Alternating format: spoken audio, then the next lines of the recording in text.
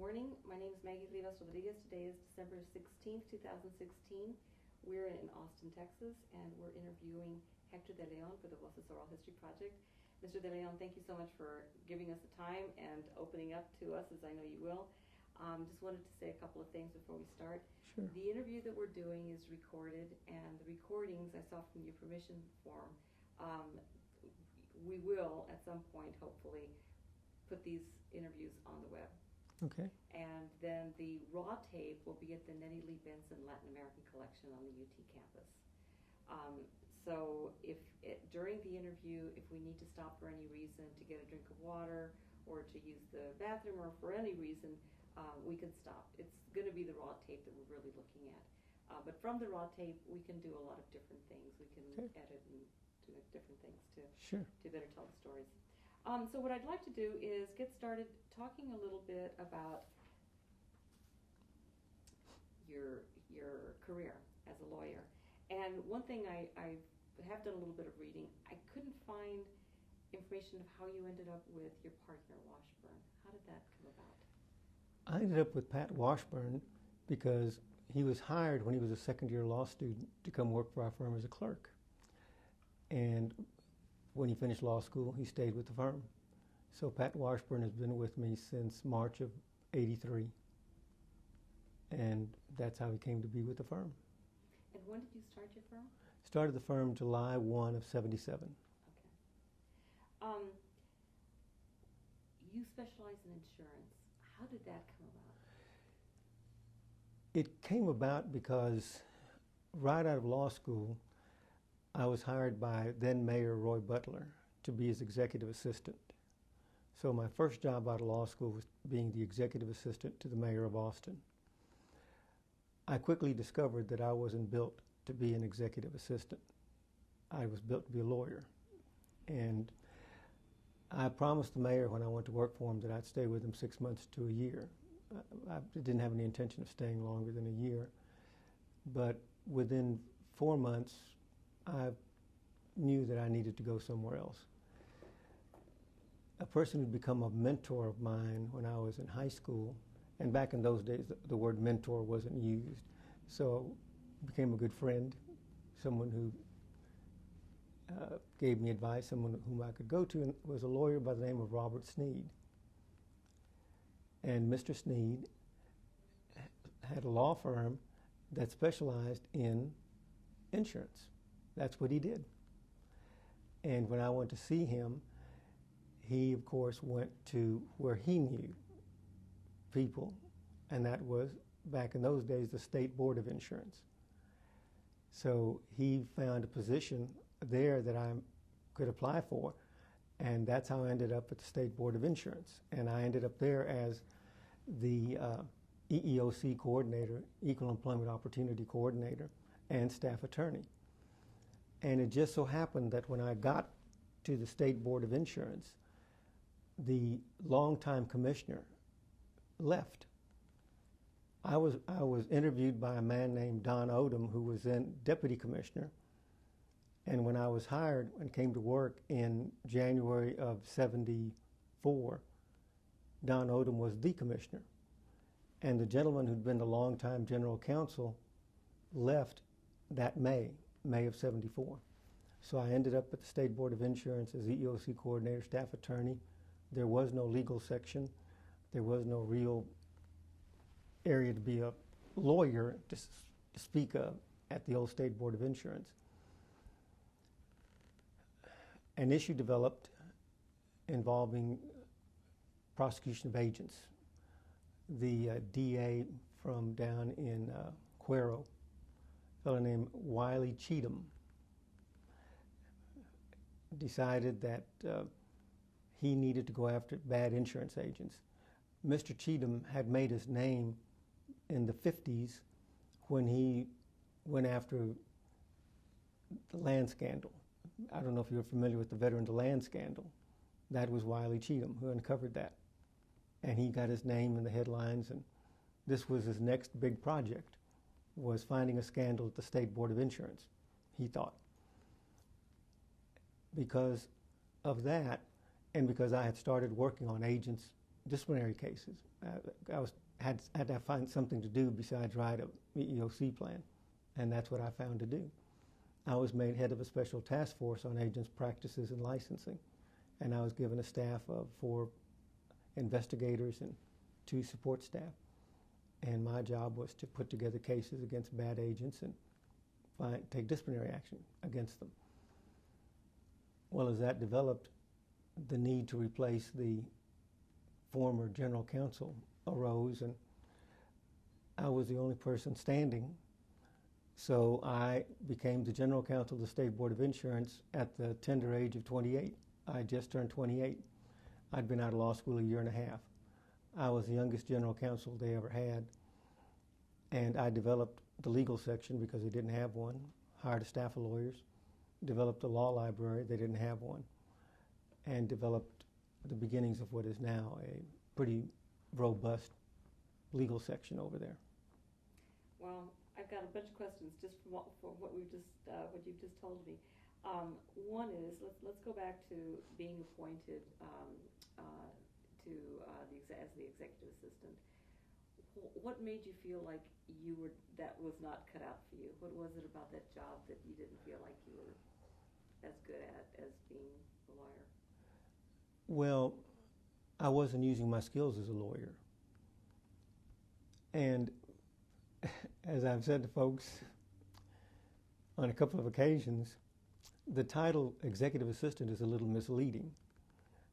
It wasn't executive assistant in the sense that you were in charge of scheduling, staff, or anything.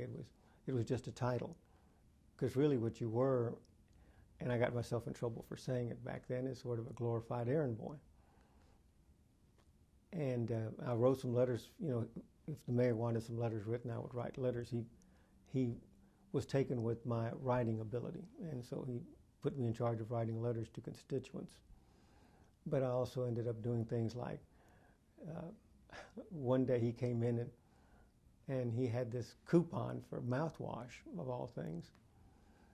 And he gave me the coupon, and there was a Gibson's discount store. I don't know if you remember the Gibson's discount stores. There was one on Ben White Boulevard. He sent me in the official city car down there to get him a case of Scope. You see, I just thought that my background had equipped me to do something more than that. And I just didn't feel like that was what I needed to be doing for longer than I'd signed up for. Which was, how long had you signed up for it? 6 months to a year. I was gone at the end of 7. Do you remember how much they paid you? It was a little over $12,000, which back then was a lot of money.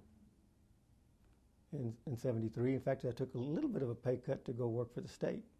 Not much, a little bit. So how did you meet Sneed? I met Mr. Sneed when I spoke to the Austin High PTA. I gave a talk. I don't remember why I gave that talk or what it was about, but I gave it. In high school? I was in high school.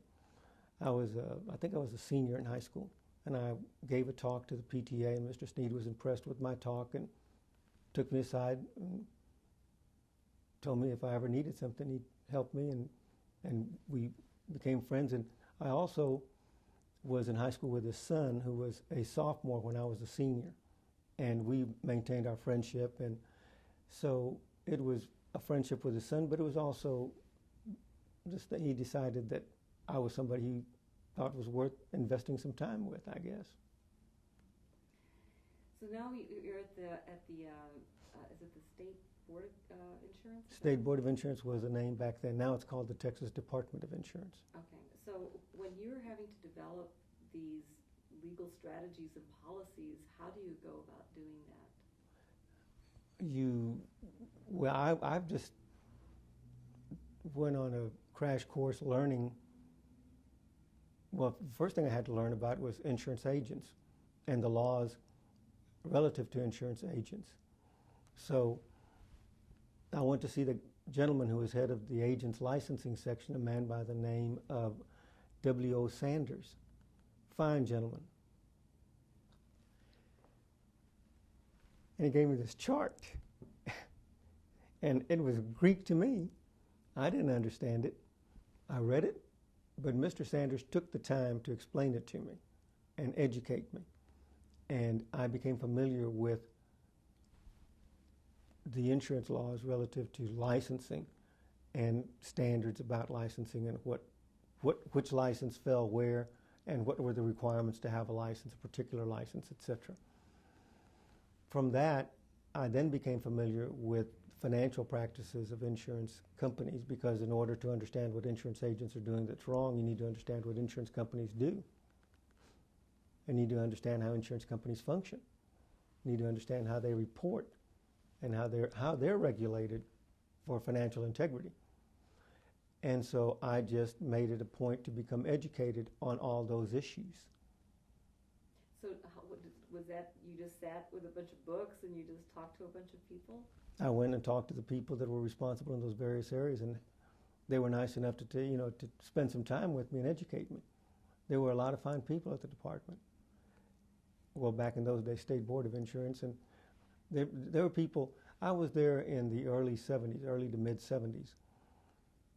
And these people were veterans of World War II. So you had the folks that were, as we say, the greatest generation. And they were the kind of people who did want to teach you. They were the kind of people willing to spend time with you. They were the kind of people that were willing to, impart their wisdom if you were willing to listen. And I was anxious to listen. I was anxious to learn. Did you start thinking of this as something that you wanted to spend basically the rest of your life in some way involved in that? I don't know that I thought that long term. I think I thought this is something I want to do to advance my career while I'm here. While I'm at the department, I don't just want to be a staff attorney. I want to be more than that. And I certainly didn't think that I'd end up being general counsel as quickly as I became general counsel. But, I did. I became, and certainly at the time I thought I had the ability to do it, and I thought I had the wherewithal to do it. Looking back on it, I probably didn't, but heck, I thought I knew better. It worked out. So let me ask you this. So at what point, you were in high school, and I know that because I looked up some information about you, you were in forensics, and so you were doing, I guess, the debate team? Yes. Right? So, and maybe that's how you ended up speaking to the PTA, but at what point did you start thinking about going to law school? How did that enter the picture?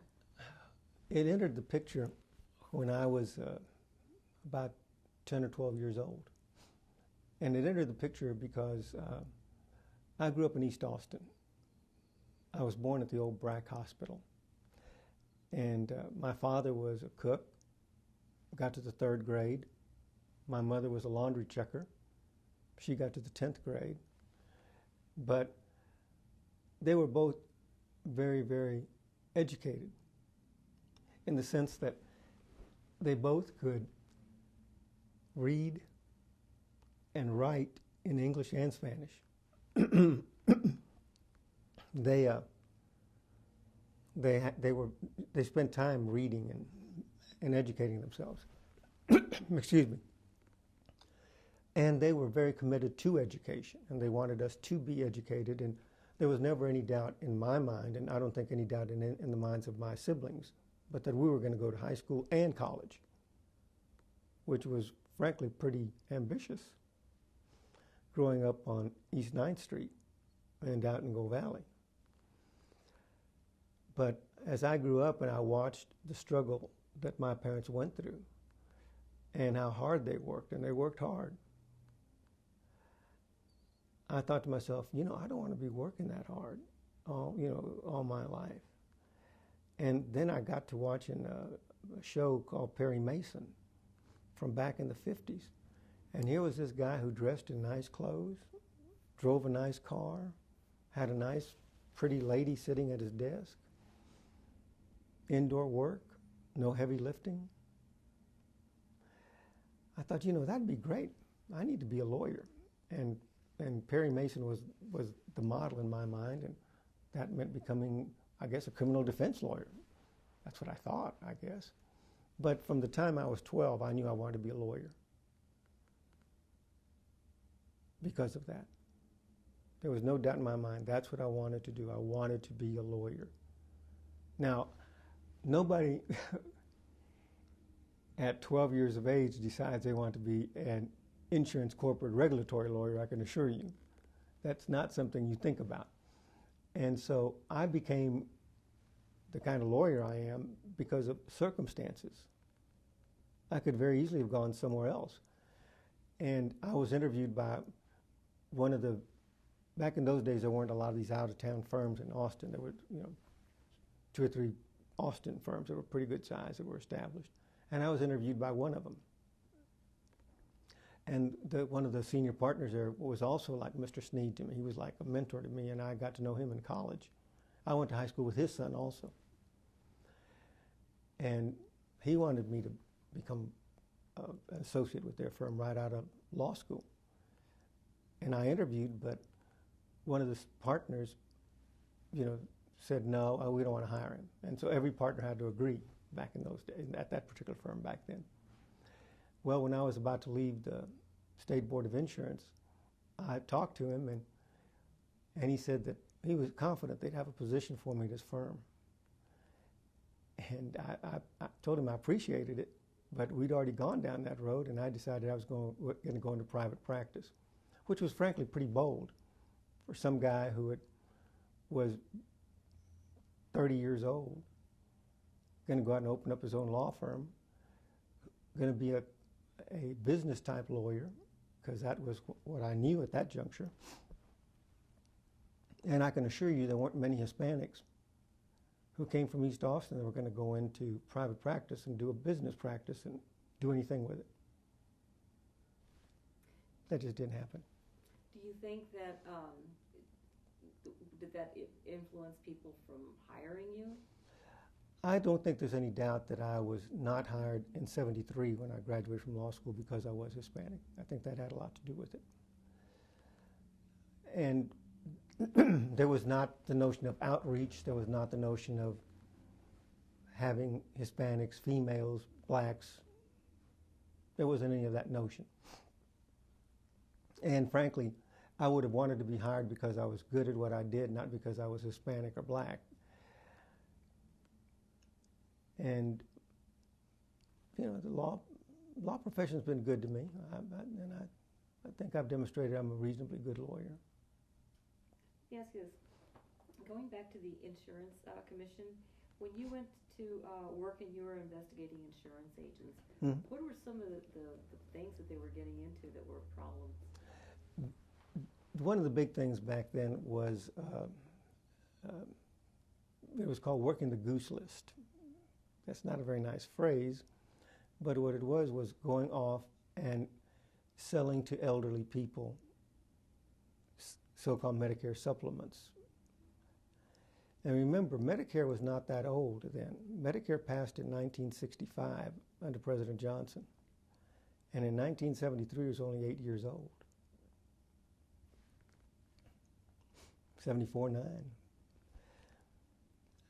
And these folks were selling to elderly people. They were preying on their loneliness and their need for companionship and selling them insurance and then coming back before the insurance was going to pay anything and then replacing it with another policy before the waiting period was over.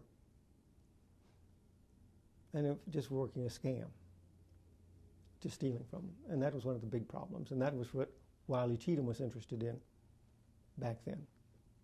So were a lot of, did they get, lose their insurance license? Is that how it works? They would. You see, what the authority and jurisdiction that I had as head of that special task force was over their license. And all we could do was revoke the license, take away the license, discipline the license, impose a monetary penalty. We couldn't send them to prison because some of what they were doing was theft. And that's what Mr. Cheatham was after. He was after trying to convict them. In fact, I had to testify a couple of times in Cuero against some agents. Well, not against them, just for Mr. Cheatham in part of his case. And that's what I did a couple of times. Did that change at all? Were there other laws that were passed to tighten up the regulations? Or? Well, there were laws that were passed to try to tighten that up. That's correct. But more than anything, it was really a matter of enforcing the laws that were on the books to make sure that these people conducted themselves in a manner that was trustworthy, that they didn't engage in theft, that they didn't mislead people, misrepresent a policy, that kind of thing. And that law has been the same since I got to the department in '74. So going back, you were hired to head up an EEOC?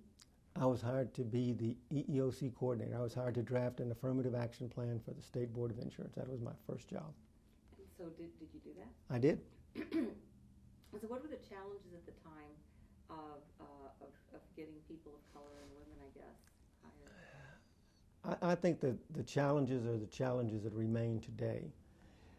And that is that whether we like to admit it or not, there is racism that exists. And racism, is not a one-way street. I mean, people are that white folks have a prejudice against brown folks and against black folks and against other folks. Black folks don't exactly feel real kindly to brown folks and white folks either. And brown folks have their issues with black folks and white folks too. So prejudice is not something that is the exclusive domain of white folks. It just so happens, though, that white folks happen to control the economy. And so the question becomes, and the question was then and it is today, excuse me, how can we get more people of color and more females into the workforce in responsible positions where they can actually move up in the workplace? That's really the challenge. It was a challenge then and it's a challenge today because there is institutional racism, and it's institutional in the sense that people grow up with it. People aren't born racist. They're taught that. And so the challenge is to demonstrate that just because you're black or brown doesn't mean that you are deficient, doesn't mean that you're incapable of doing something. And the fact is that we were able, the fact is that the only way that you can show that to someone who's white is to get them to work with people of color. Put them next to them. Expose them to folks that are different from them. And they can appreciate that being different doesn't mean that you are incapable of working, incapable of performing the task. So the challenge was to get those folks who were from the greatest generation, were predominantly male, and were predominantly white, to just be willing to budge a little bit and hire someone of color. Now, they had to deal with me because I'd been put in the position of drafting the plan and talking to them about it. It doesn't mean they enjoyed it. And, I'll tell you, I can remember one time talking to one supervisor about hiring an African American for a position. And he wanted to hire another fellow who was, of course, not African American. And we finally ended up deciding it on the flip of a coin. I said, I tell you what, let's just flip a coin and see who you hire. Heads, you hire my guy. Tails, you hire the guy you want to hire. I won. And he turned out to be a good employee, and he was there over 20 years. So I guess that, one of the big things is that, we're talking about public agencies. Yes. And it would seem like they would understand the importance of being representative of, taxpayers. Well, I think that whether it's a public agency or whether it's a private corporation, the underlying attitudes are there. There's no bright line that says in public agencies we're going to be more open-minded, and we're only going to hire open-minded folks. Well, you hire who you hire, and they come with their prejudices and predispositions. When I went to work at the State Board of Insurance, it was a more difficult time because people weren't accustomed to the notion of affirmative action. People weren't accustomed to the notion of affirmative action plans. And the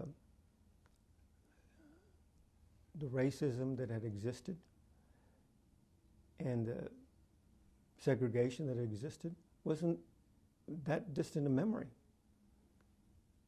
I remember in 1961, my brother and I had a paper out that included the state capitol. And I remember going down to the basement of the state capitol. I still remember vividly seeing two different restrooms, one that said white men and one that said colored. 61. Now that seems like a long time ago to a lot of folks.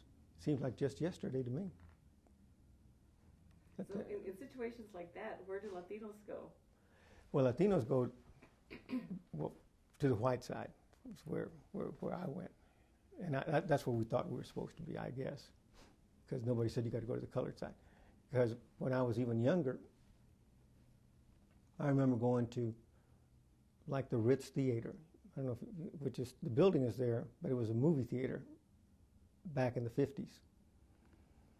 And the balconies were the, as I said, colored Negroes went back then. Well, there was no thought given when I was a kid that I was going to go to the balcony. I went downstairs to see the movie. And same thing was true, by the way, at the Paramount, at the State theaters. That was also true. Segregation. Back in the 50s. Yeah. And we've come a long way. And I think what we've learned from that is that we can't change people's attitudes by telling them they've got to change their attitude. All that the government can do is change people's behavior, and by requiring certain actions to be taken. And if you change someone's behavior, you can hope that that change in behavior will lead to a change in attitude. That's what you can hope. Doesn't always happen. Okay. Let me ask you, let's go and talk, well, I do have to ask you about this first. You were an ombudsman, the first ombudsman at UT Austin, and apparently there were a lot of people who applied for this. Was it a paid position? Yes. How much did it pay, do you remember? $300 a month. A lot of money back then. And let me correct something. I was the second university ombudsman. I was the third ombudsman. The first ombudsman was for the liberal arts, and only liberal arts. A fellow named Jack Strickland was my predecessor. I forget the first gentleman's name right now. Anyway, the first one was liberal arts and liberal arts only. Second one was Jack Strickland. I was the first ombudsman to be reappointed to the position. And yes, there were a lot of people that applied. And I saw the posting on the bill at the law school. I was in law school, and they had posted on one of the billboards there. I walked by it, and I knew what an ombudsman was. For some reason, when I was in high school, I'd become familiar with that notion of ombudsman and what an ombudsman was. So I knew about it, and I saw it, and I thought, I could never get that job. I'm not even going to apply, so I didn't. And it was there through the spring, still there in the summer. By this time, I was working as a part-time bill collector for the Austin Radiological Association, calling people at night to pay their bills for x-rays and things. Didn't like doing that. Not a lot of fun. I kept seeing that little notice. So I decided, what the heck? All they can do is tell me no. So I got out a legal pad and I wrote out my application. I think it was about 7 pages long, legal paper that I talking about what I thought the job was and what I thought I could do. And I submitted it. There were, I think, 36 people that applied. I was called in for an interview. I was called back for a second interview. It was culled down from 36, I think, to 18 or less, maybe 12. I was called in for the second interview, and then I was told that I was in the final round. There were 3 people to be interviewed by the Vice President for Student Affairs, Ron Brown. And I went in and talked to Dr. Brown. And there were protests going on back then by the Chicano Students Chicano Association. I forget the name of it, exact name of it. Was it the United Students Against Racism or something like that? Might have been, but they called themselves Chicanos. It was a Chicano group. Okay. I always had trouble with that name because when I was growing up, my parents used Chicano as a derogatory term. So I always had trouble with that because of the way I grew up. But in any event, when I was leaving, we finished our interview and I was not real satisfied with it. I got up to leave and I said, I would just want to say one thing to you, Dr. Brown. I hope that when you make your decision, that you make your decision not because I'm Hispanic. I don't want to be hired because I'm Hispanic, and I don't want to be not hired because I'm Hispanic. I want the decision to be based upon qualifications, and that's it. And I left. And next thing you know, I'm appointed Ombudsman. That was that. Okay. So you did that for 2 years? Did that for, well, I got a short term. Oh, I see. It normally started in June. They weren't satisfied with the pool of people they were getting, I guess, until the round when I applied. And I was applied starting in October. So I was October to June, and then I was appointed to a full year term. So you went straight from undergraduate to law school? Straight from undergraduate to law school. Okay. So now I am going to switch gears a little bit. I want to talk a little bit about growing up in East Austin. Sure. So was your school, was it Gowaya School? Well, initially it was Savala. First grade and part of the second grade it was Savala. And that's because we lived at, when I was just, my first recollection is 2404 East 9th. My family's always remembered that address. That's where we lived, 2404 East 9th Street. And that was where Savala went to. So if you lived there, you went to Savala. So that's where I went. I remember walking to Savala School from there. So was it only Mexicano kids? Pretty much. That's what I recall. There were a few Anglos at Savala. But my recollection of the first grade is that it was predominantly Hispanic, is my recollection of it.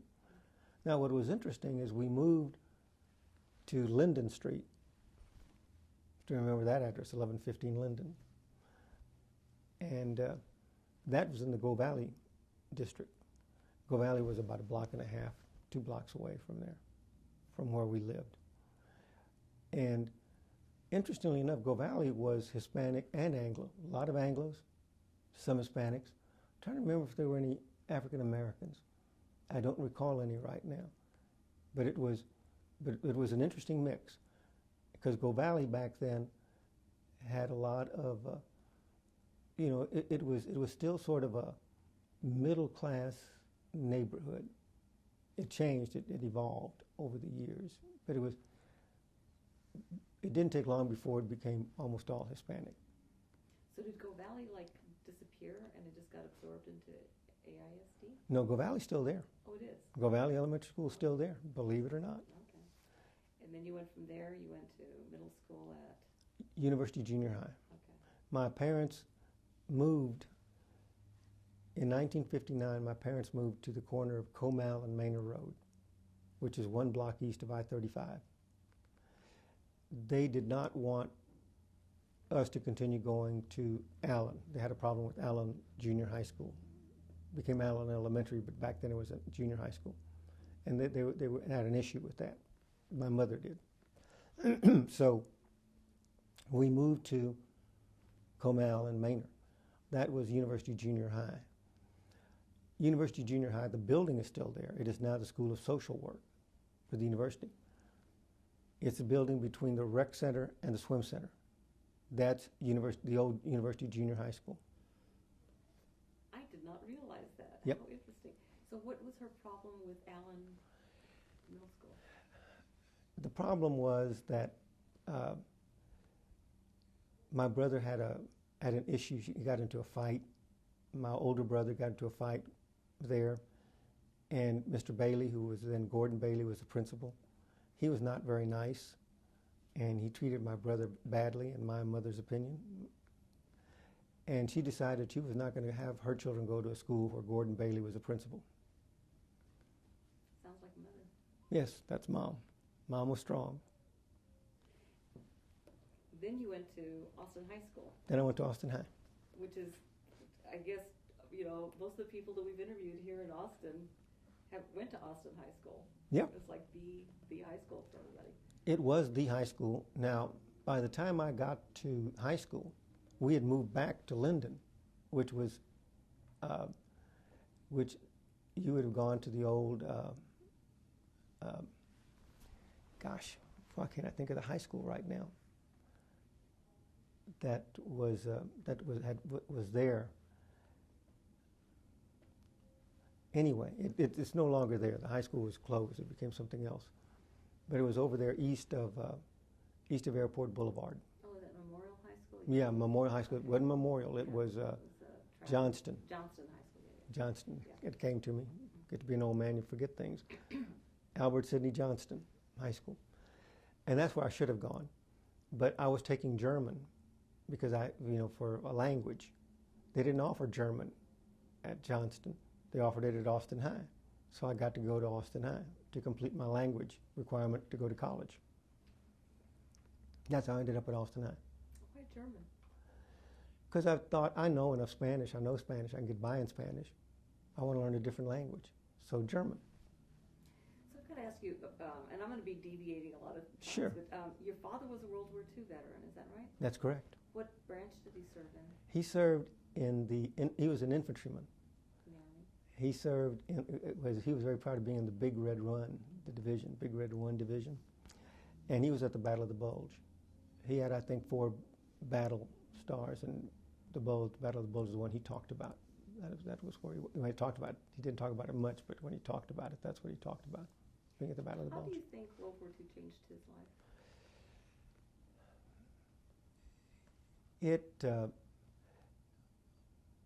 It exposed him to a lot of different sorts of folks that you don't get exposed to otherwise. And the military is a great equalizer. Having gone through basic training, I understand what that does for you. Nobody's special in basic training. There's a reason why they put you in uniforms.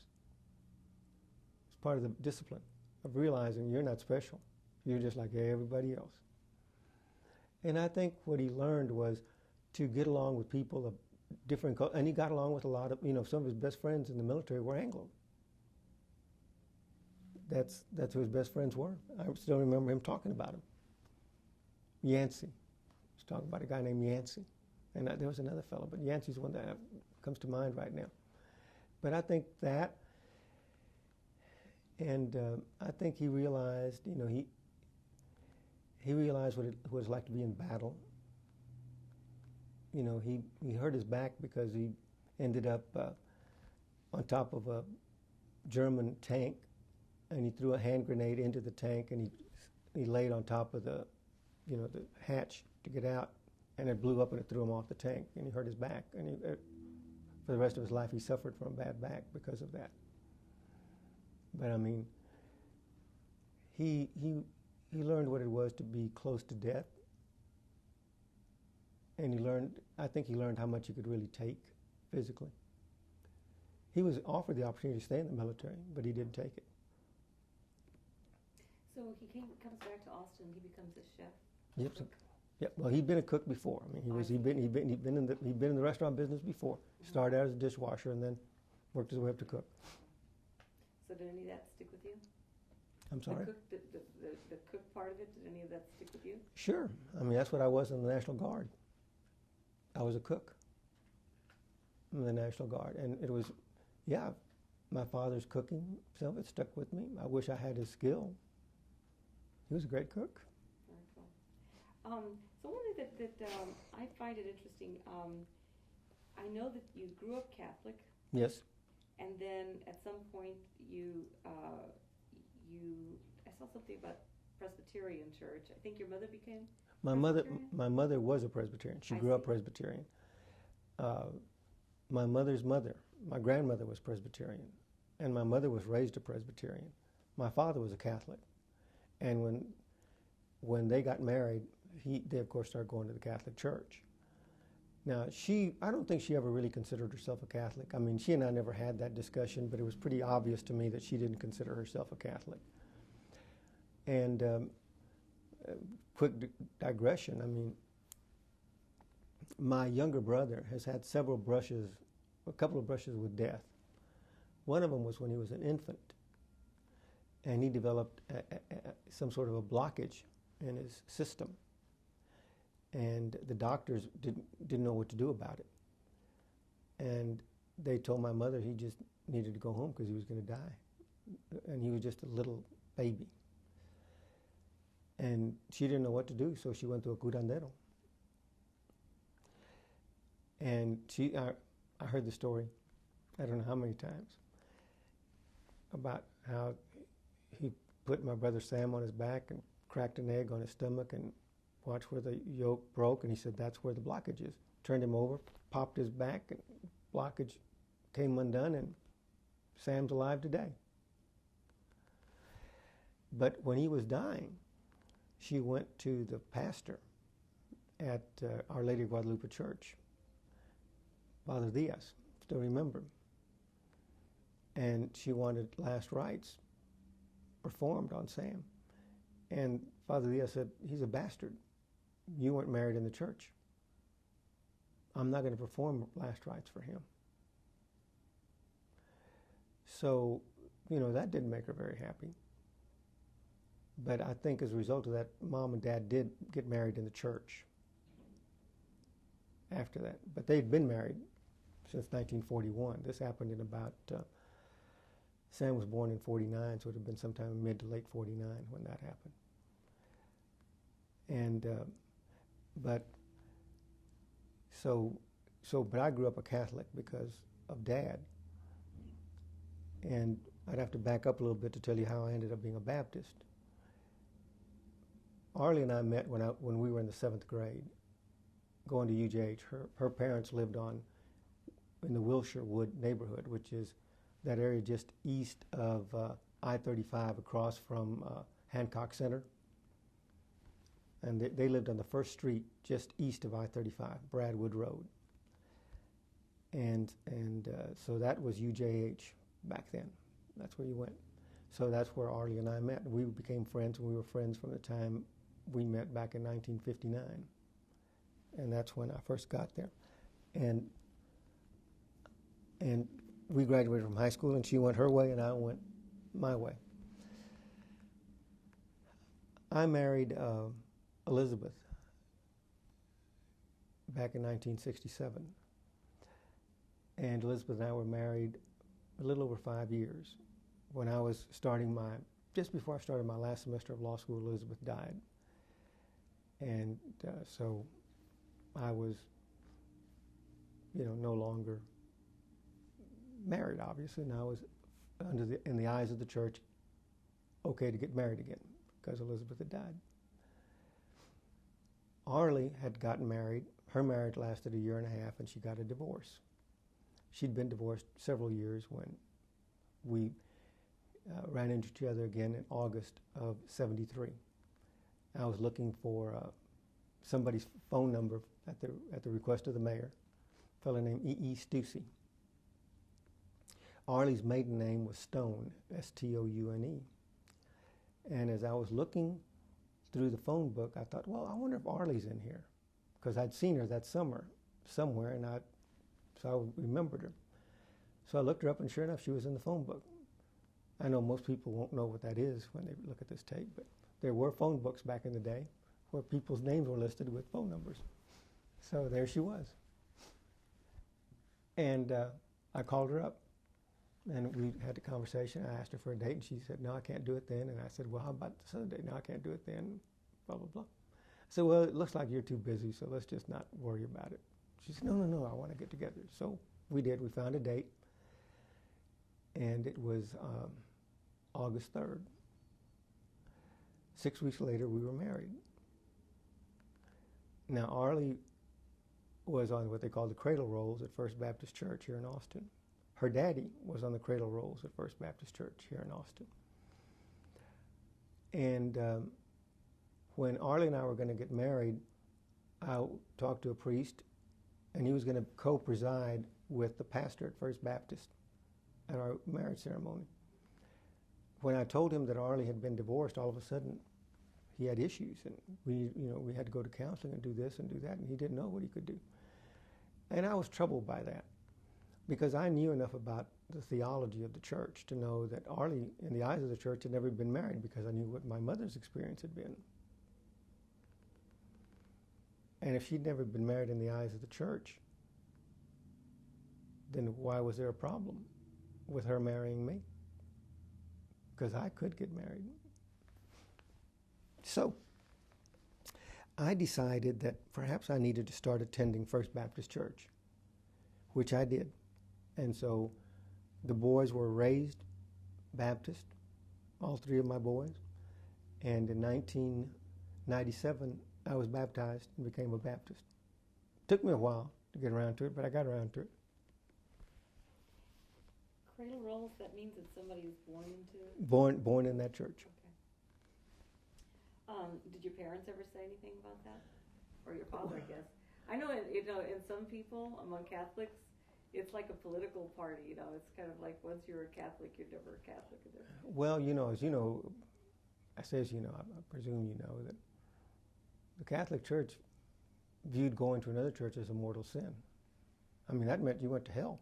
You did not pass go. You did not collect 200 indulgences. You went straight to hell. And I remember when I was a little kid, First Baptist used to have a mission, one house over, from our house on East 9th Street. And my brother and I used to go over there, Sam, because it was fun. They had games, fun. My father found out we were at that mission. He came over there, he pulled us out and gave us a good spanking and told us never to go over there again. Batistas. Can't go there. Well, to answer your question, when Arlie and I got married, he said to me, Hector, I don't care what church you go to, just as long as you go to church. So he had come around. I wonder what changed his mind. I don't know. It may have been Arlie, because she was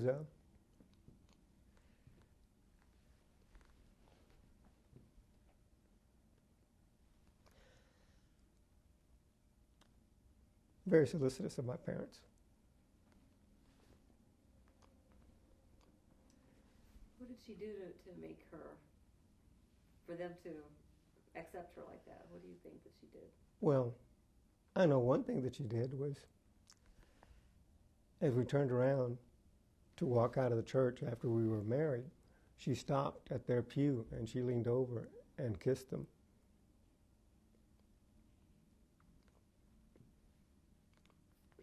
And said to them, "Te amo." Do you think that she kind of adopted your culture a little bit? Yes.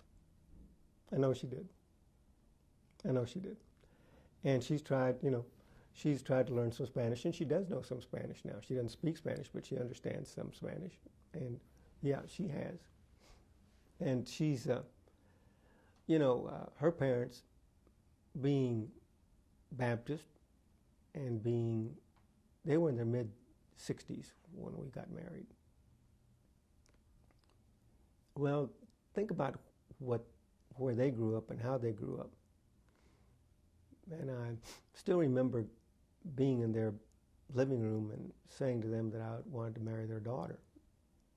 And her mother's little belly just went up and down a bit. And she asked Arlie's mother asked Arlie's sister if she thought that I was a high-class Mexican. So, I mean, they had to have had some issues. I mean, I was Catholic. I was Hispanic. Came from East Austin, came from a humble background. And somebody mentioned to me the other day, I didn't think it was a big deal, that I was also widowed. And not for very long. What was the time difference between after Elizabeth died and you? 9 months. 9 months. I needed to be married. I did not need to be single. Just like I wasn't built to be a executive assistant. I wasn't built to be out fooling around, getting myself in trouble. So. What is it about, because I've heard this before about other men, Mm-hmm. that for a lot of men, this is the natural state, is to be in a couple. It's very hard for them to be single, Mm-hmm. you know, and oftentimes, I've seen this many times before, that, you know, there's not if the spouse dies, there's not a big lag between that marriage and the next one. What is that? Why is that? Well, I think human beings are built to be together. You know, we're not, you know, people who you hear about that are they're loners. I think they're certainly the outlier. They're the exception to the rule. I think human beings are built to be with other people, generally. And I think when men are not single very long before they get remarried, what they're saying is that they enjoyed their previous marriage. They found it satisfying. And it's really a compliment to their first wife that they marry again. That's how I viewed it. I mean, I've never forgotten Elizabeth. I've never forgotten the times, the 5 years that we had. You know, it was a wonderful time. It's been really hard, though, being in school. You were finishing up law school at the time, and going through that. How does one cope with that? Oh, through denial, through alcohol. I mean, you know, Arlie had all the reason in the world not to marry me. I mean, frankly, I almost had an alcohol problem at that time. And, you know, Arlie didn't drink. And her parents didn't drink. And it wasn't because they were Baptists. They'd stopped drinking. They had been drinking at one time, but they'd stopped. And, you know, it took me a while, but I got over it. I got past that drinking business. And, you know, I'm at the point in my life where, frankly, I don't even particularly care for alcohol. You know, I never was a wine drinker, so I'm not one of those people who likes to go and sip wine and eat cheese and tell stories. And I've gotten to the point where I really don't particularly care for alcohol. I mean, I'll have a drink socially so people don't think I'm self-righteous, but I just have lost the appetite. Let me ask you this. How did your parents give you advice after Elizabeth died to help you through this? You know, my mother did. My father really didn't. You know, my mother, when I was in junior high school and you know, a little bit in high school, my mother was probably my best friend. I could really talk to Mom. And Dad, in order to try to make a living for about 5 years in a very formative time in my life, lived in Houston. And we would commute back and forth, you know, to visit him, or he'd come up and visit us. And from 1961 to 1966, he was in Houston. And Mom was it. I mean, in a sense, she was a single mother. And she and I were very close. And so I you know, so when Elizabeth passed, you know, the person logically I would talk to would be Mom, not Dad. Dad and I did not have the best of relationships, which I know it comes as a shock to people that sons wouldn't have the best of relationships with their fathers. But as he got older and I got older, we got past whatever issues we may have had, because we never talked about it. Because you didn't, from my generation, you didn't talk about things. People in today's generation talk too much, in my opinion, but that's another story. But we got past it. So do you remember what your mom told you? I think she just tried to comfort me. Try to soothe things over. Just let me know that it's going to be okay. You just need to, Elizabeth would want you to go on.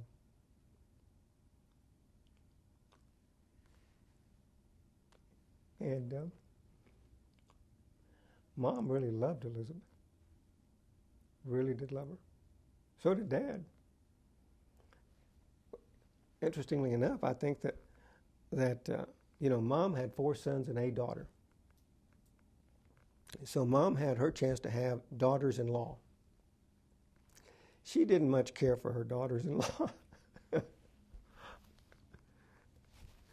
Except for Elizabeth. She loved Elizabeth, and she loved Arlie.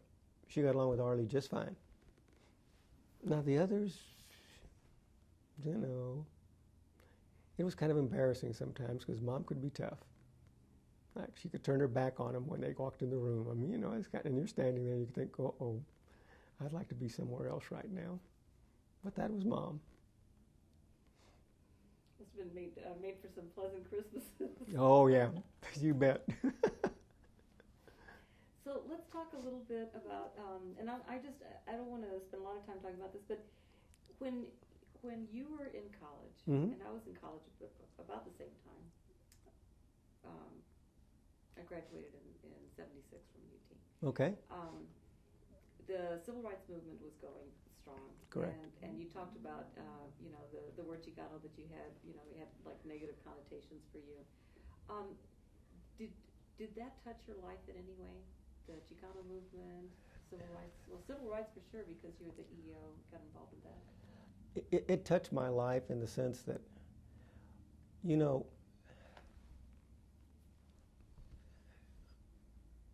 I think one of the biggest problems that some of us have is, I guess people have generally, is accepting the proposition that we're all just human beings. I don't care what color we are. I don't care what gender we are. We're just human beings at the end of the day. And whatever personality we may have doesn't require us to develop any sort of particular pattern of behavior in order to be classified Hispanic or female. And from the time I was in junior high school, and particularly when I was in junior high school, I remember being accused of trying to be something I wasn't. That I was trying to be an Anglo. Te crees, bolillo. And I never, that troubled me because I didn't understand it. No one had to remind me of my ethnicity because I woke up in the morning, look in the mirror, and gosh, I hadn't changed. Still the same. So I knew what I was.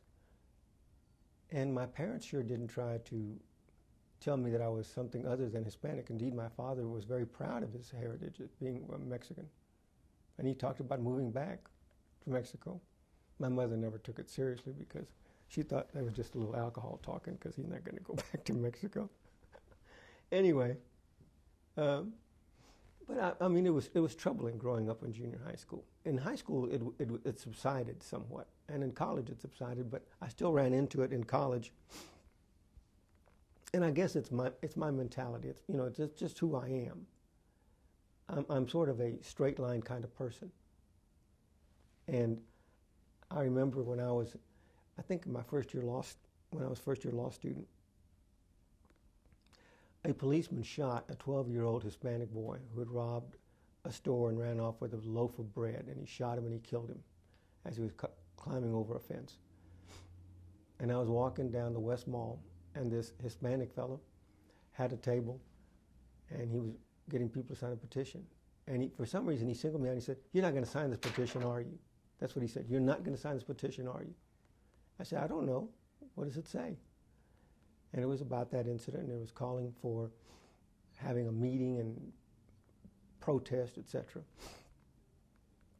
And I read it, and I said to him, "You're right. I'm not going to sign it. I'm going to tell you why.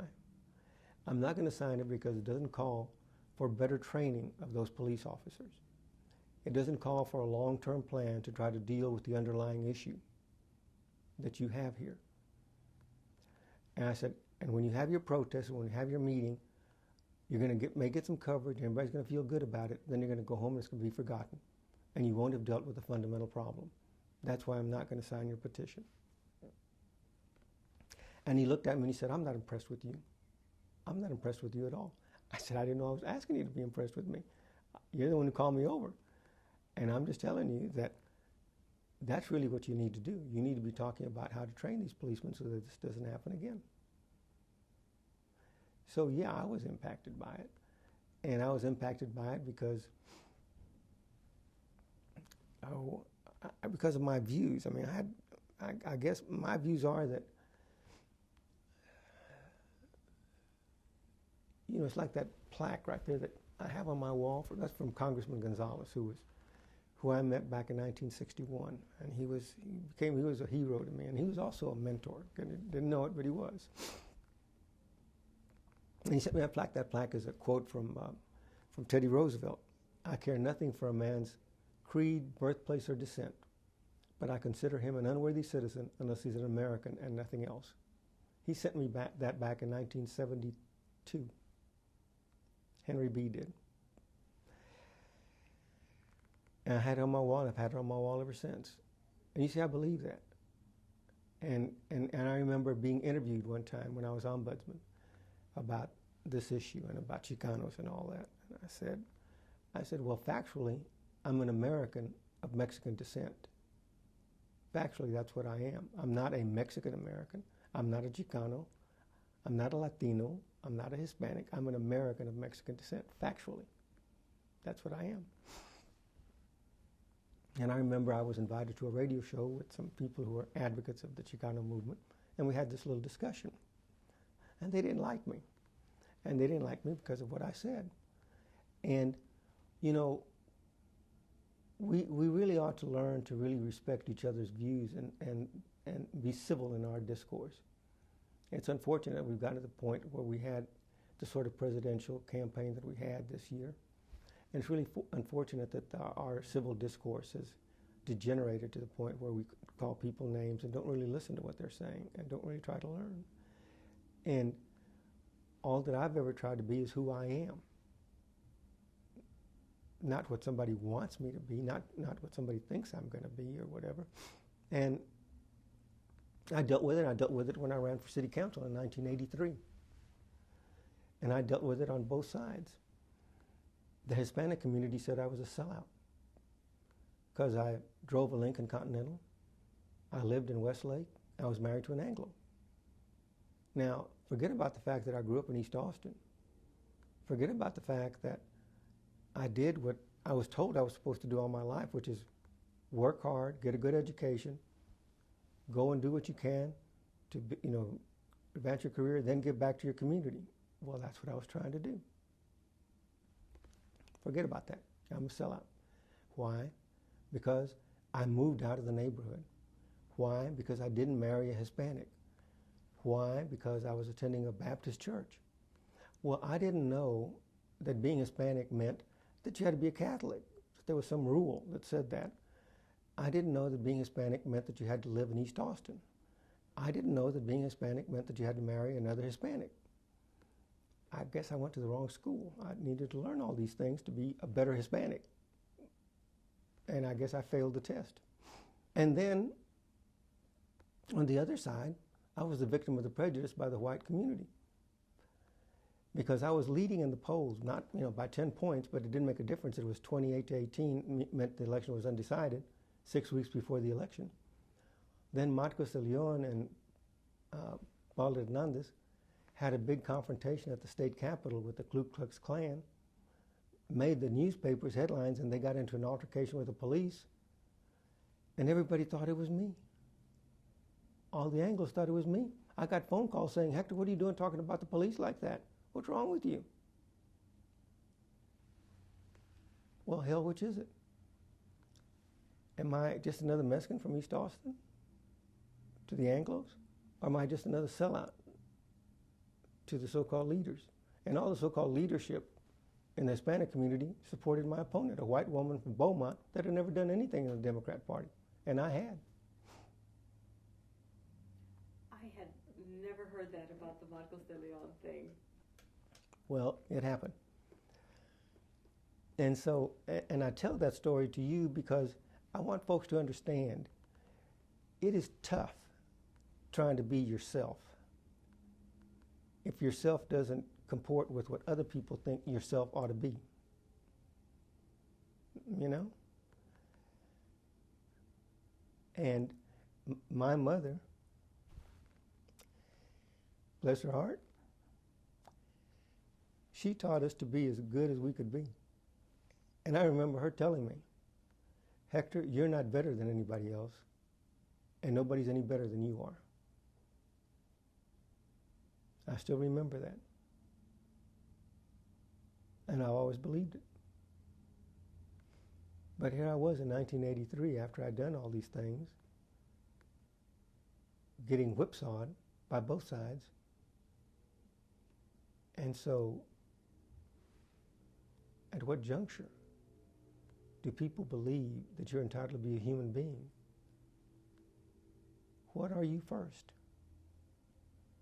You're first a human being. Before you're anything else, you're a human being. So how did that lead you to change political affiliation? Well, because I got to thinking to myself, excuse me, well, it led me to change political affiliations because every single Democrat organization that endorsed anybody, and understand, I'd worked in the county party, I'd been a delegate to the county party conventions, I'd supported the Democratic candidates, I worked my heart out for Hubert Humphrey in 1968, I walked blocks and all this stuff, and I'd been active in the party. And every Democrat organization that endorsed anybody endorsed this lady from Beaumont who'd never done a thing in the Democrat Party. And the only reason they did that is because I wasn't the kind of Democrat that they thought I ought to be. That is, a nice, respectable Mexican who let the leaders tell him whether or not it was his turn to run. So basically, did you not ask their permission to run? That's exactly what happened. Because I had the money. I could afford to do it. I didn't ask for their permission. I thought I could do it. And I remember talking to a high school friend of mine whose father had been a county chairman of the Democrat Party for a long time, just stepped aside for about 10 years before, after being chairman for a long time. And I told him, I said, look, I'm thinking about changing parties. Understand, I wasn't saying I'm changing my views. I was saying I'm thinking about changing parties. I said, because I go to Democrat functions and they treat me like the bastard at the family picnic. They want my money, but they don't want to talk to me. I said, I go to Republican. I said, and the Republicans come up to me when I was running for council. They came up to me and said, can we endorse you?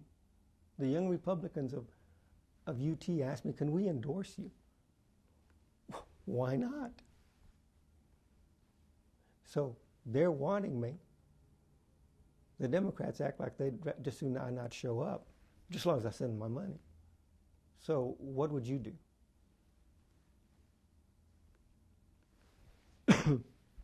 Would you go to some place where you're not wanted? Or would you go to where you're wanted? Now understand, the Republicans have never asked me what I believe. They never have asked me. They never have said, do you believe in abortion? None of that. And candidly, my Republican friends would probably be a little disappointed in my views. You got to remember where I grew up. And you got to remember that my son is the pastor of a United Church of Christ in Bryan College Station, Friends Congregational Church. That is a welcoming and affirming church. And the church that is at least 1/3 openly gay. A church that asked him, as soon as they offered him the invitation, do you believe in gay marriage? Are you willing to perform a gay marriage? That was 11 years ago. And I told him, I said, Dan, you need to tell them. It doesn't matter what I think because it's illegal in Texas. And back then it was.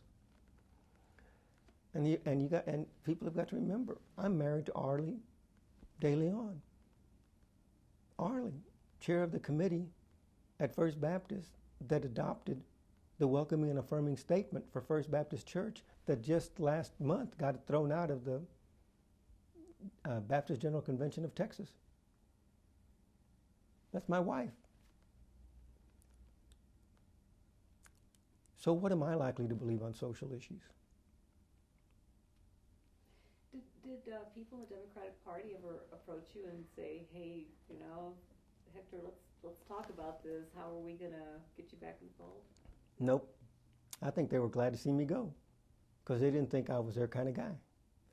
Because what they looked at was the kind of law I practiced, what I had done. And they had to believe, they believed that I couldn't have done it unless I had sold out. Sold out. What's there to sell out? Can I sell out how I grew up? Well, Mr. DeLeon, I could tell you stories about this too. Yeah. If you'll just give me 1 second. Yes. I said, Gus, are you sure that you want me to go talk to your group? He said, yes. I said, okay. Well, if you want me to go talk to your group, I'll go talk to your group. I went to talk to them. And I told them, I said, no one has ever hired me because I'm Hispanic. No one's ever hired me because I'm Hispanic. And my law license doesn't say Hector DeLeon, Hispanic, licensed to practice law in Texas.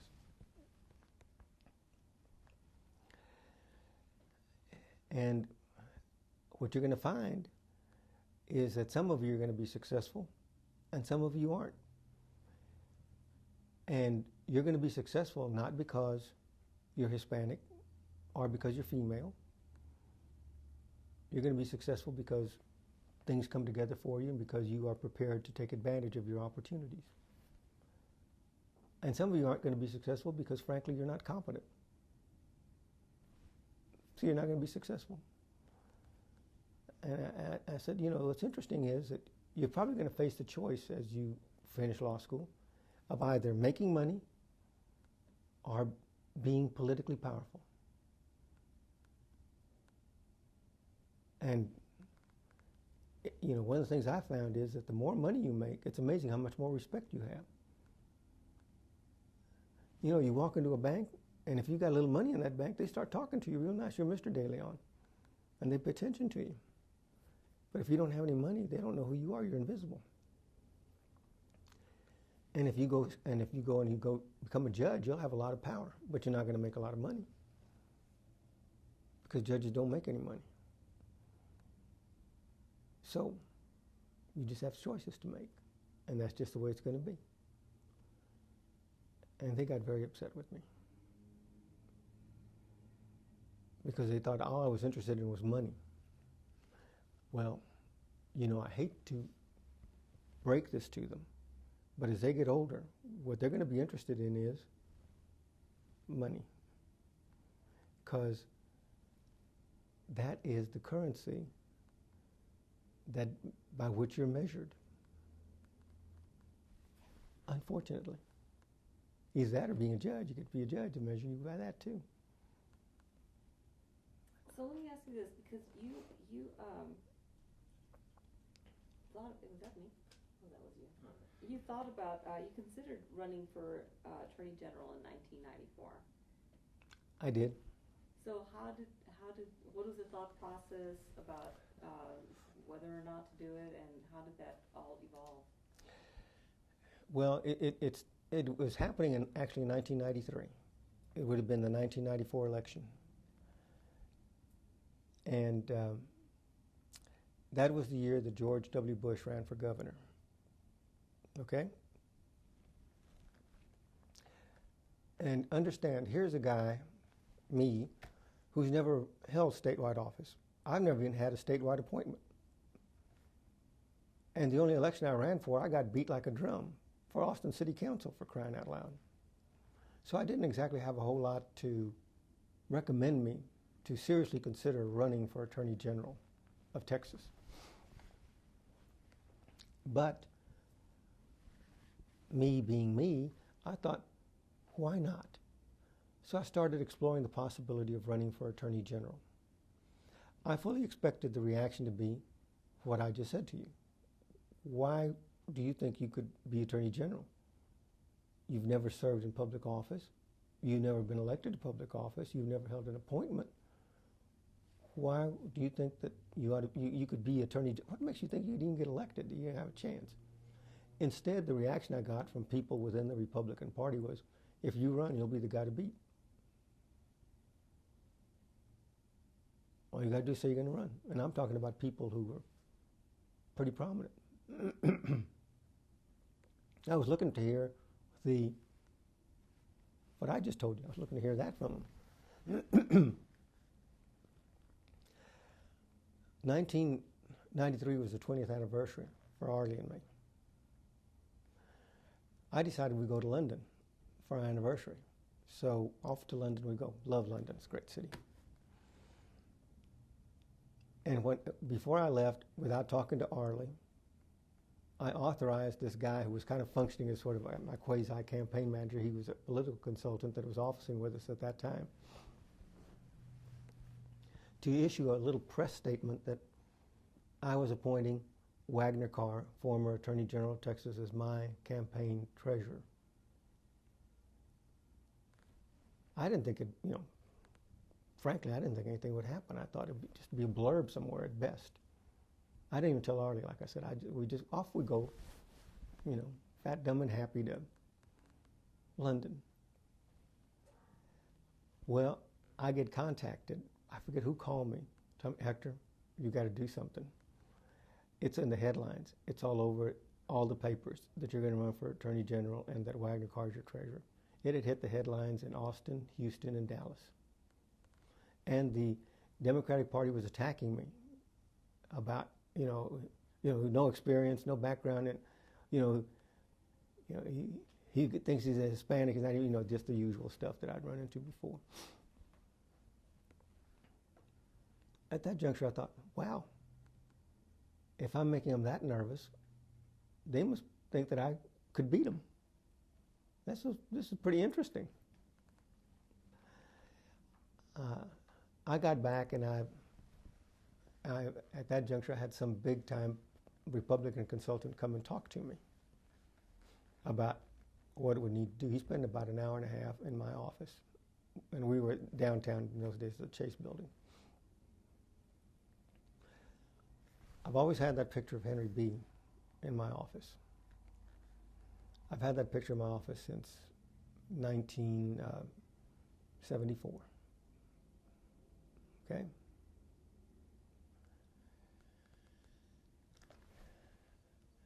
He walked into my office and he stood at that picture for a minute, that Republican consultant. He came to my desk and he said, "That's Henry B., isn't it?" I said, "Yeah, it is." And I told him the story about Henry B., about why Henry B.'s on my wall, that I'd met him in '61, that he'd been my friend, that when my first wife passed away, he came to her service. He and his wife came to her service from Washington. He made it a point to be there. And that he had been my friend ever since, ever since '61, since I was a kid. Now, that should have made a difference. He gets through telling me how I'm going to need to put in $500,000 of my money into this campaign to jumpstart it, etc. I didn't like the guy to begin with, but that's okay. I listened to him. He gets up, goes to the picture of Henry B. and says, "If you run, this picture's got to come down."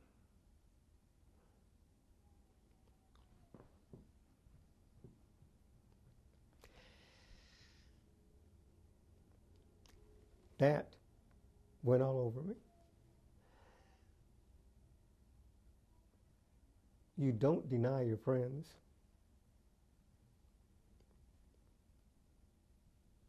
to run for office. And if you have to deny your friends, then you got to think about what's the point.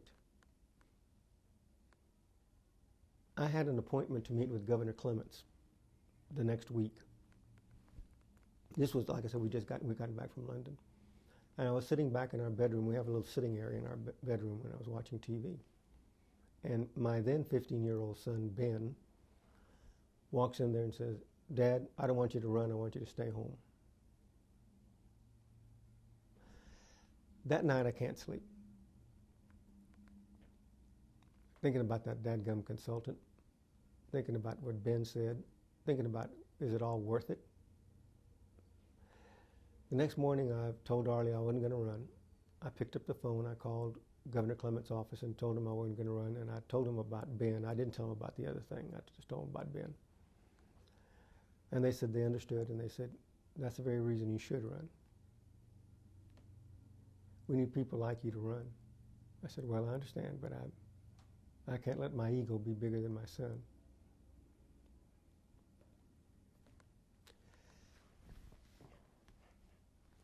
And I've never regretted the decision.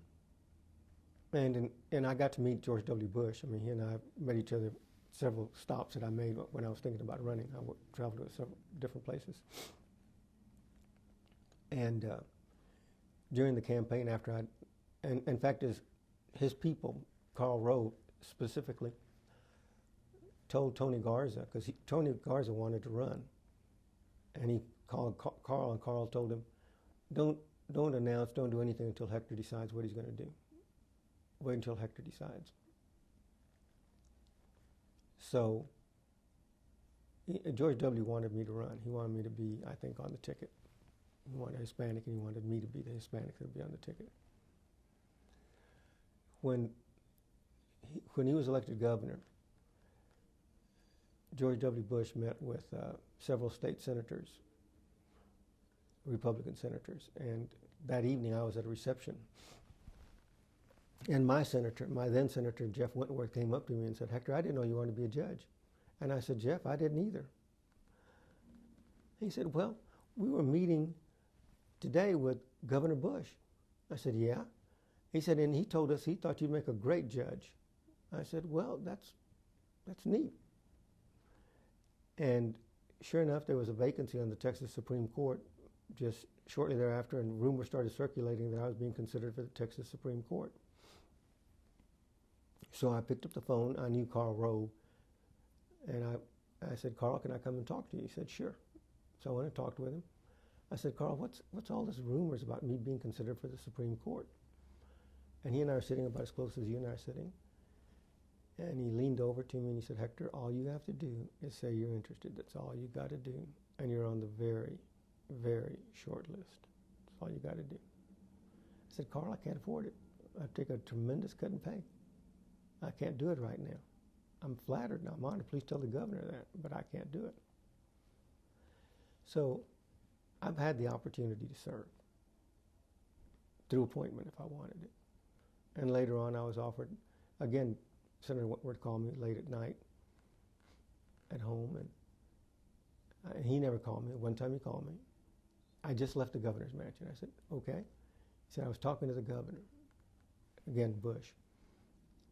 And I said, "What about Hector for Commissioner of Insurance?" He said, "No, I don't want to do that." He said, "Tell Hector that I would like for him to consider Railroad Commission or Texas Secretary of State." He said, "What do you think?" I said, "Let me think about it, and I'll call you in the morning." So I thought about it. And Tony Garza had just got elected to the Texas Railroad Commission. He had an African American who was Assistant Secretary of State who had been there waiting, and I thought ought to have his turn. And I told Jeff that I thought that it would be a disservice to Tony for me to get appointed as a second Hispanic on the Railroad Commission. That would take away from what Tony's doing. And I thought that when you got somebody who's waiting in line, that they ought to be given the opportunity to do it. And I said, again, tell the governor I'm flattered, but I don't think I ought to do it. And the governor got mad at me at that point and got a little, he was okay. I mean, he and I are still friends, but I mean, he would have appreciated me saying yes, I think. I think that would have changed your life if you had served in this statewide position? It would have changed my family life, the time I would have spent with my family. It would have meant a loss of privacy, a loss of independence.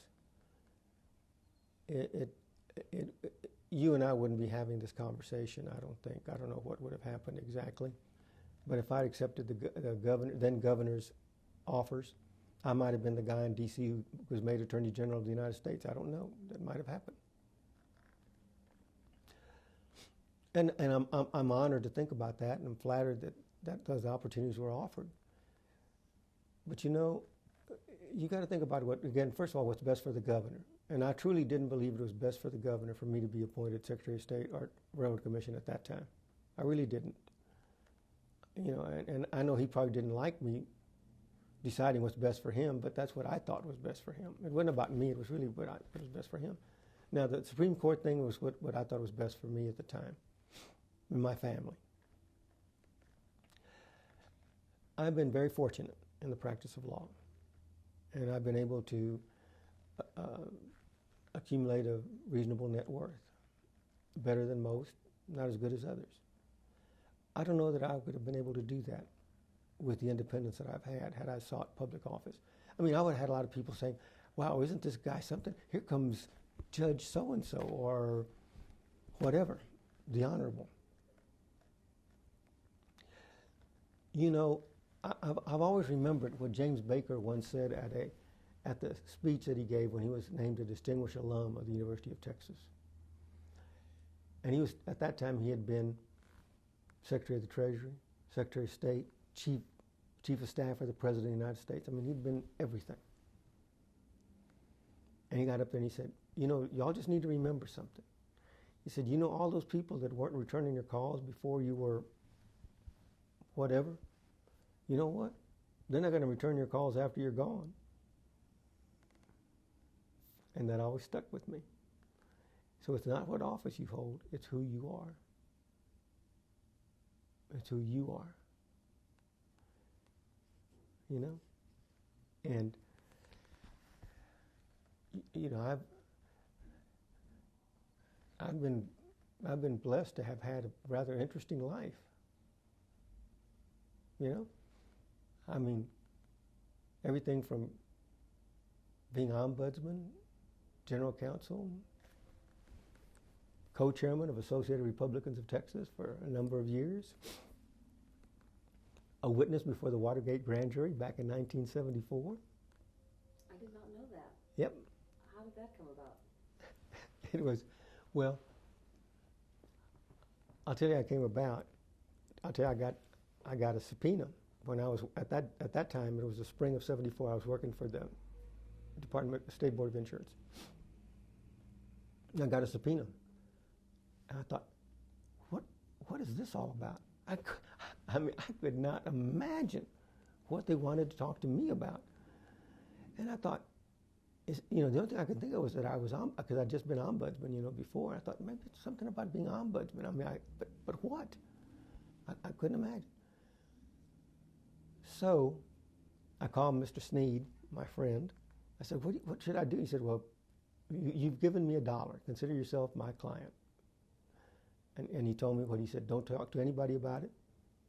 When you get back, tell me what happened, and we'll go from there.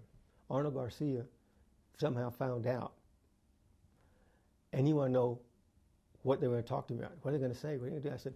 I said, Arnold, I don't know. I said, I really don't know. I speculated with him again about Ombudsman. I said, I don't know. I'll call you when I get back.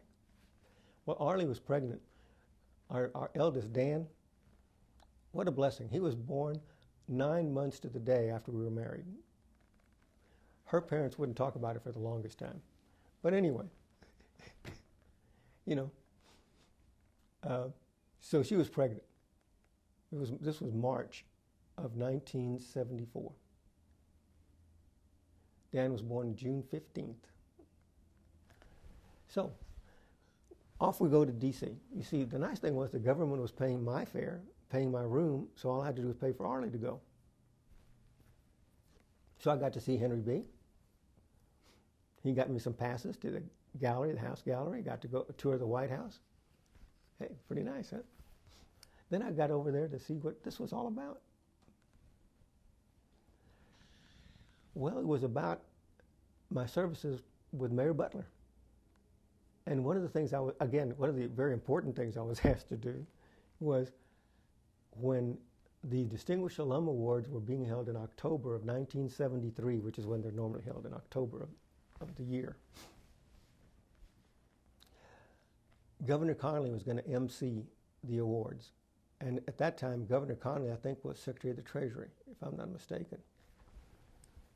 Governor Connolly was here with Mrs. Connolly, and they were staying at the Sheridan Crest at First and now Cesar Chavez in Congress. And my assignment, very important assignment, was to chauffeur the governor during the day and Mrs. Connolly. That's what it was about. They wanted to know if, when I went there to pick up the governor, if I saw him with Jake Jacobson. They told me that just as I was going to go into the grand jury room. This young lawyer did. I said, I don't know. I said, is this what this is about? I said, why didn't you ask me this in Austin? I could have told you I don't know. I said, I don't know because I wasn't focused on anybody but Governor Connolly.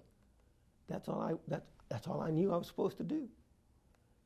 I said, so I can't tell you. I said, I don't even know what Jake Jacobson, at that time I didn't know what he looked like. I wouldn't have been able to tell you. Who was Jake Jacobson? Jake Jacobson was the fellow who allegedly gave $5,000 to the governor. It was a so-called milk fund scandal because he represented the milk industry, and something about buying off the governor for $5,000 when he was a treasury to do something. I don't know who Jake, and I was befuddled that they'd, and then I go before the grand jury, and they act like I'm some sort of bad guy. I mean, they're really hostile to me. I was taken aback. I thought, listen, folks, I was just a chauffeur. I mean, what am I supposed to know?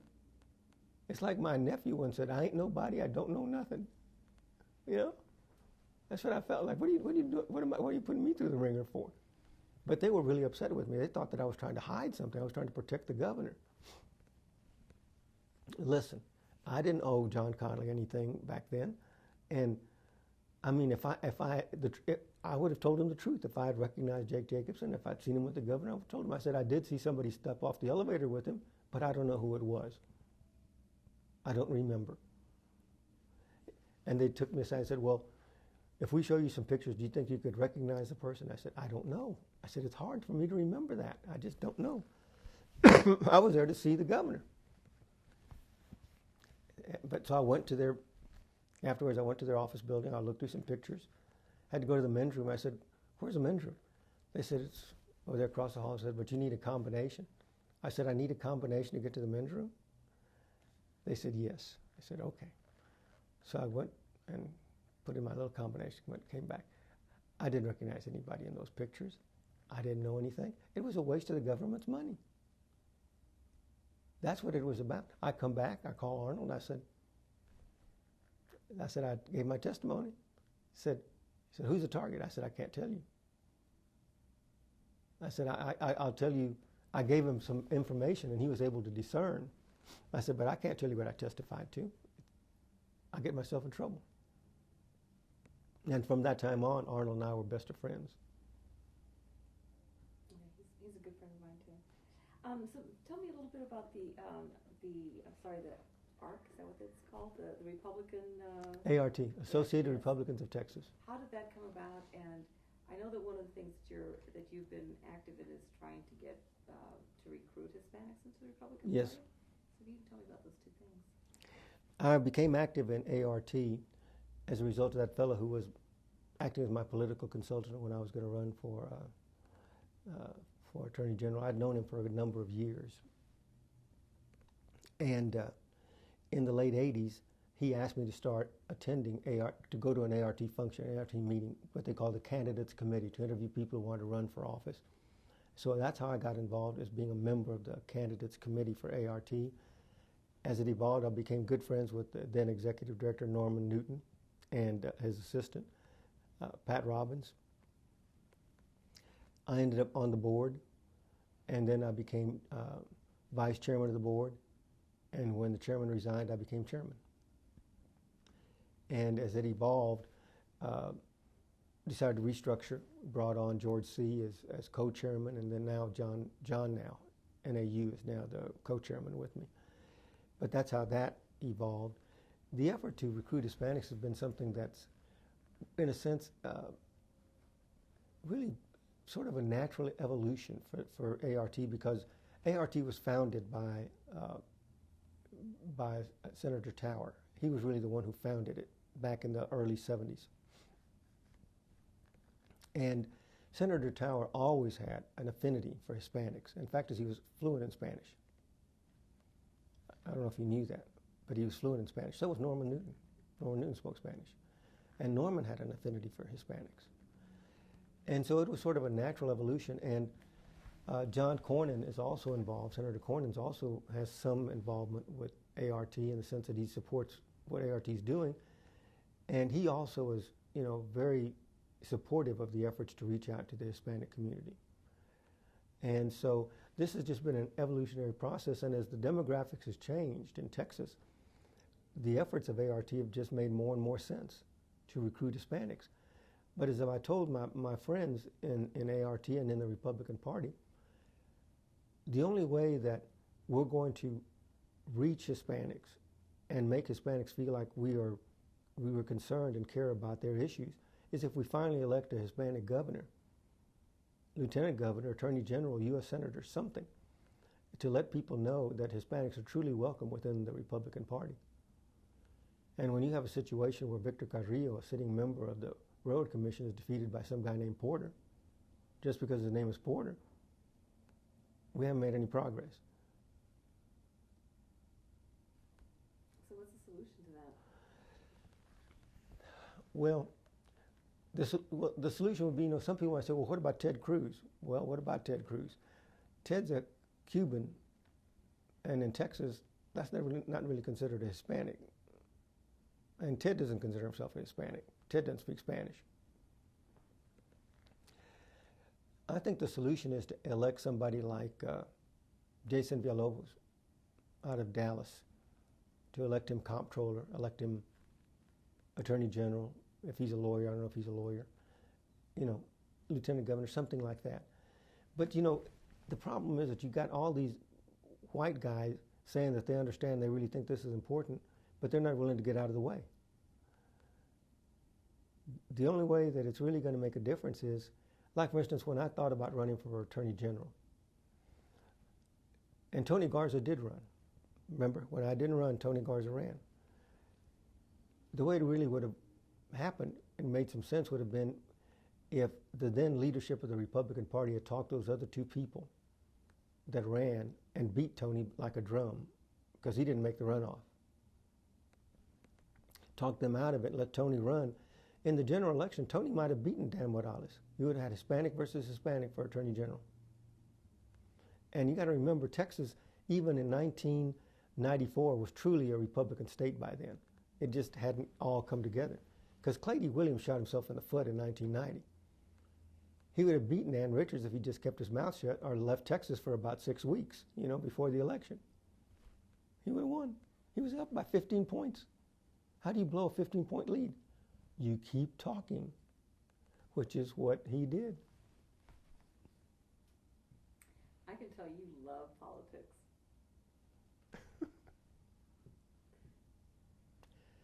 I'm fascinated by it. I'm fascinated by politics. I'm fascinated by the strategy of it. I'm not so fascinated by it and so caught up with it that I will run for office, because I've had my chances. But you're right, I do. I love it. I'm fascinated by it.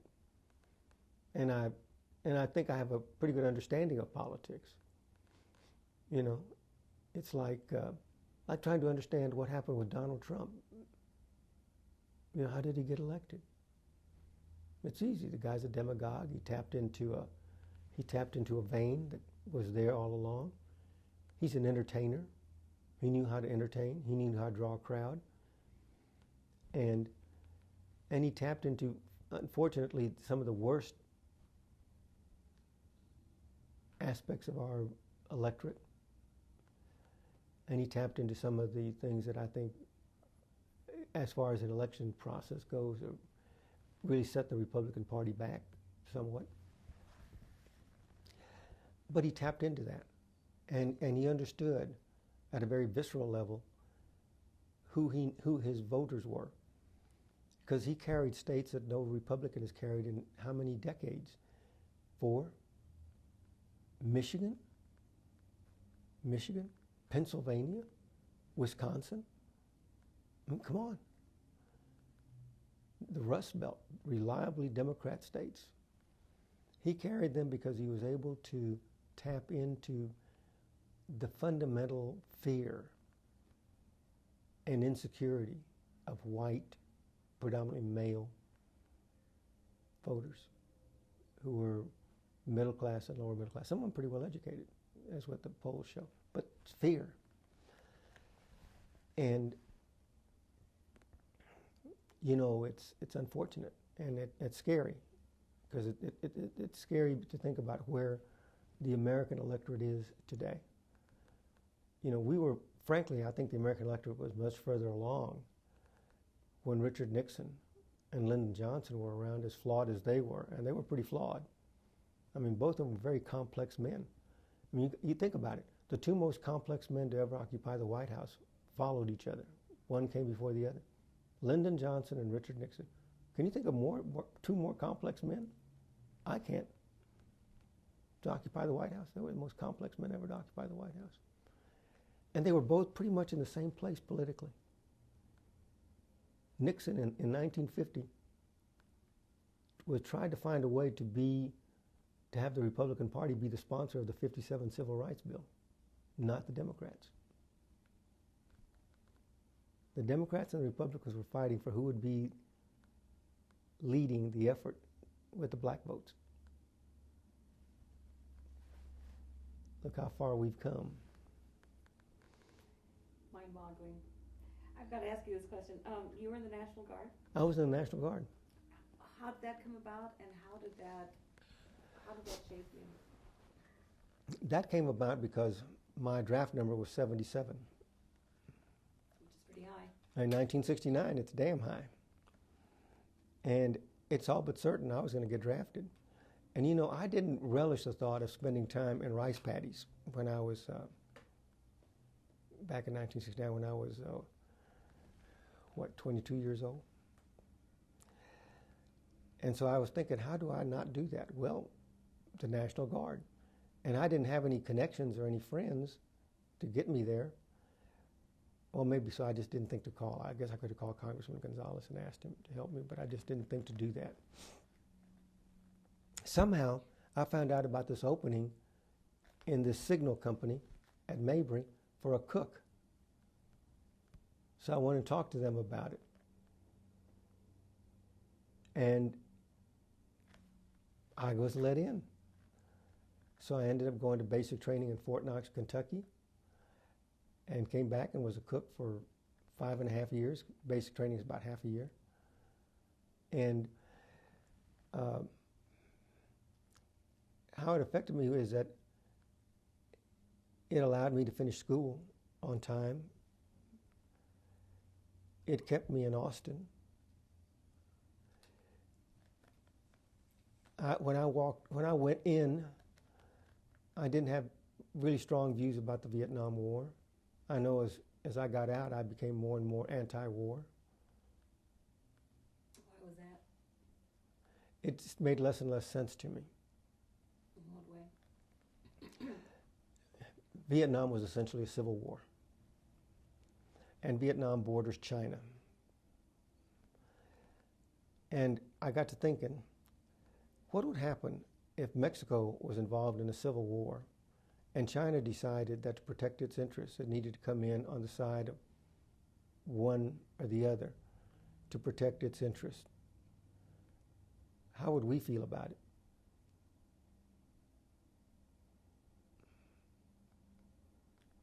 You know? It troubled me. And I didn't understand the domino theory. It didn't make a lot of sense to me. And for all of those reasons, I just thought that there was no true American interest that we were fighting for in Vietnam. And for that reason, I just thought it was a waste of American lives. And so you were in the National Guard for how long? 6 years. I actually completed my tenure. Unlike some people, I showed up to all the meetings. The only meeting I missed was when Elizabeth was on her deathbed, and I just forgot about it. I had other things on my mind at that month. Okay. We have covered a whole lot in this interview. Is there an area that we haven't covered that we should have touched on that you'd like to make sure that we add? No, I think we've covered everything. I don't know if there's anything that you think of that you'd like to cover. Let me know. Okay. But I think we've covered it all. I mean, you know, I just view myself as somebody who was very fortunate to have the parents I have, very fortunate to have been born in Austin, Texas, because without being born in Austin, Texas, I never would have been able to go to college. Very fortunate because I had parents that cared about education. Very fortunate because I had my first wife who was willing to support me and put me through school, and she's the one who actually put me through school. Very fortunate because I was at UJH where I met Arlie, who I was able to find again after Elizabeth passed, and very fortunate to have had her put up with me for over 43 years now. You know, and very fortunate to have had the opportunity to go to work for the State Board of Insurance and be general counsel, which led to the basis for this law firm. You know, that was the predicate for it. You know, and very fortunate to have met the people I've met. I mean, you know, I told Arlie last night that there's no way that I could have known or that my father would have believed that I would grow up and be able to say that I knew a president of the United States personally. And that I know just about every single elected official in Texas, statewide elected official. I mean, how many people can say that? You know? And I've managed to do okay financially. I mean, you know, I can't complain. I mean, as the old commercial goes, I'm a lucky dog. I've been one lucky dog. Mr. DeLeon, I have to ask this because it kind of comes up. So when you were like in junior high, Mm-hmm. were you all the way through school always like one of the smartest kids in your class? That's what Arlie tells me, yeah. Oh, she would know. Yeah, she would know. That's what she says. I didn't think about that. But the teachers must have singled you out in some way. Yeah, they did, a little bit. They did.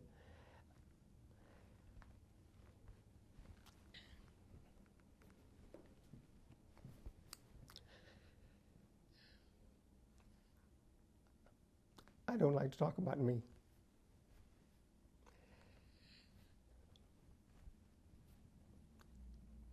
I don't.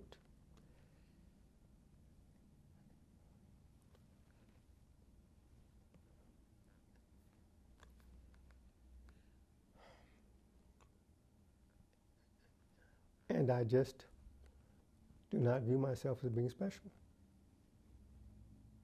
I just don't.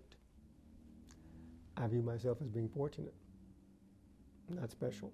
And, you know, if I am smart, if I am smart, it's again, it's a blessing. It's a blessing. And I hope that I've used whatever blessings I've had to benefit not just myself, but benefit others. Because if you don't benefit others, what's the point? At the end of the day, if you haven't helped others along the way, what's it all for? Do you have any advice for young people who are going to be? Okay. Do you have any advice that you would give them? The only advice I think I'd give anybody is to try to find out who you are as early in life as you can. Be honest with yourself. Who are you really? Who are you? what gifts do you have? And who are you? And what do you believe? What do you really truly believe? And what do you really want to do? And then try to do the things that allow you to maximize the ability to get to where you want to go and allow you to get to the point that you can truly benefit others. Because what I've discovered is that Arlie asked me, what are your joys? What are your little joys in life? My joys in life, I think, are seeing others get joy out of something I'm able to give them, I'm able to do for them. That's my joy. I mean, when you get to the point that you can buy whatever you want to buy within reason, what joy is there in that? The real joy is in being able to give it to somebody else, give them the ability to get what they want, who wouldn't otherwise be able to do it. That's the real joy. And seeing the look on their face, or just being able to know that you've been able to help somebody. Isn't that a real joy? And isn't that truly an accomplishment? We talk about all these accomplishments. The real accomplishment is being able to say that at the end of the day, I did help somebody.